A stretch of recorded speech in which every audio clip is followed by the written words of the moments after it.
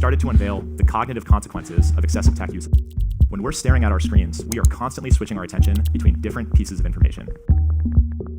All right. Over 55% of web pages are viewed for 15 seconds or less. And if you're switching your attention every 15 seconds, you are training yourself to become chronically distracted.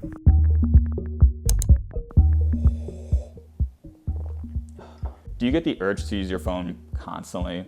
Not for anything useful, just as a mental distraction. Pull it out of your pocket, open up an app, look at a post or an ad, remember it's nothing important, and then put it back away.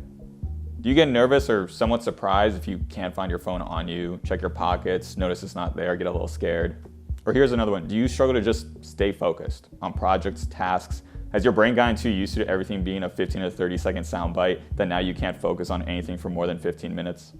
The slightest inconvenience in your brain derails your flow state and you need to check your phone, switch to a different tab, or look at a different device. I've battled with a lot of these feelings myself, and I've thought a lot about how to deal with them. I was lucky enough to see the entire technology shift from the 90s to today, and see every trick that these companies try to pull on us. I also work in tech, so I have some understanding of how this tech works and what are its limits and strategies. But if you were born at the point when all this technology was already hyper-optimized to capture your attention, this might be all you know. And there are really no guardrails or educating mechanisms to tell people how to deal or work responsibly with these technologies. Very few schools have a tech literacy class. So today I want to talk about the methods I use to prevent overuse of social media and technology in general. How I make sure I'm able to stay focused on things I actually care about and not lose all my time to endless scrolling. And with that, let's get into the methods. I've broken this up into 3 main buckets. The first and most obvious way to limit social media and phone usage is to just put the phone away.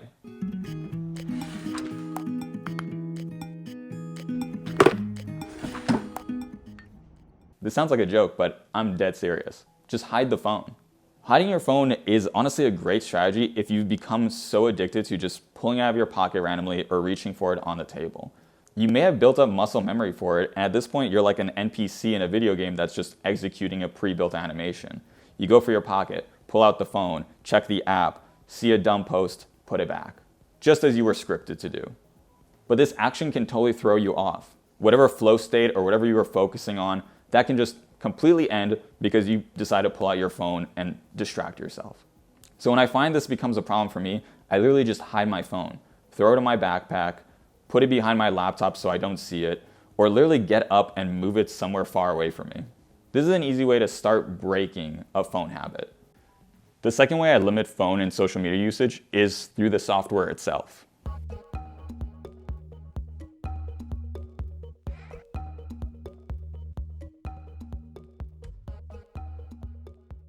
First, I just don't have any social media installed on my phone. I don't need it. I don't like it. It feels like a waste of time, it's gross, and it rarely makes me feel good about myself. So I just don't install any social media apps on my phone. It's important to remember that social media is a tool. And as any tool, it's good for certain things. And social media itself is good for one thing: marketing. It's a giant advertising platform. It's really great at getting your product out. So the only time I really feel like I need to use social media is when I promote a product. Maybe I need to advertise this video or some other content I have. But I understand going cold turkey from social media can be hard, especially if it's become a big part of you. So when I first started cutting off social media, I actually stopped installing it during the weekdays and only installed it during the weekends. I'm not kidding. Saturday and Sunday, I would install Instagram or Blue Sky or whatever. And Monday through Friday, I would not have any social media on my phone. And I would do this every week until eventually I just realized I didn't need it at all. And today I still occasionally use social media, but when I do, I make sure to use the browser version. See, at this point, a lot of tech companies have ignored developing their browser version of their social media platform in favor of developing their mobile version, which is what people tend to use more.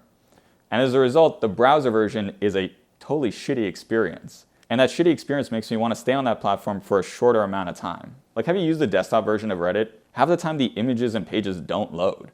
However, when that happens, lucky for me, I just lose interest and move on to something else. Finally, for the software, you can use time-limiting apps. These are apps that literally limit the amount of time you can use a social media platform or an application during the day. I used to use the default one on an iPhone to limit social media usage to 10 minutes a day. If I'm being honest, I think this is kind of a weak approach because you can just always click the ignore button and continue doing whatever you were doing. But what those time limiters are good for is getting you out of the social media trance. You know, when you've been scrolling for what felt like 5 minutes, which became 10 minutes, which is now 30 minutes, a little pop-up on the screen that says, hey, maybe you should stop, is a good way to get you out of that trance. The last strat I use to limit social media usage and phone usage is physical distractions.